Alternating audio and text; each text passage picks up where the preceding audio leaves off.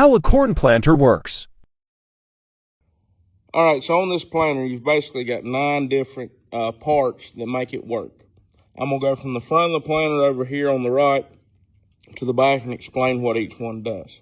On the very front of the unit, we have our row cleaners. They rotate across the top of the ground and sweep away any dirt or corn stalks or any kind of trash that's in the row that would affect how our seed is placed. Right behind them, you have the no-till coulter here. It cuts any debris that the row cleaners leave behind.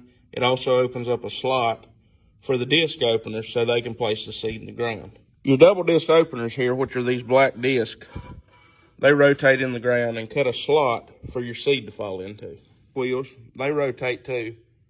They control your depth of your seed. So in other words, we can move them to make the seed go deeper or shallower, whatever we need to do. Between the gauge wheels, you have your seed tube.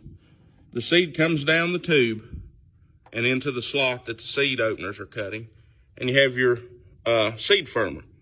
In other words, the seed falls down out of the tube, hits the ground, and this just tucks it right into the bottom of that trench that the discs are cutting.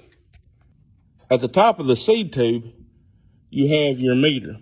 This turns and there's fingers in there that pick the corn seed up and drop them down the tube. Above your meter, you have your hopper. That's where all your seed's stored, and it falls into the meter and then down the seed tube. And at the very back of the planter, we have our press wheels. These turn in the ground.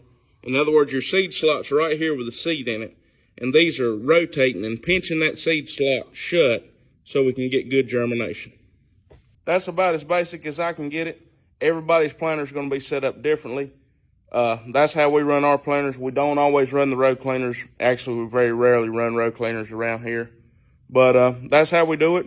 If you got any more questions, let me know.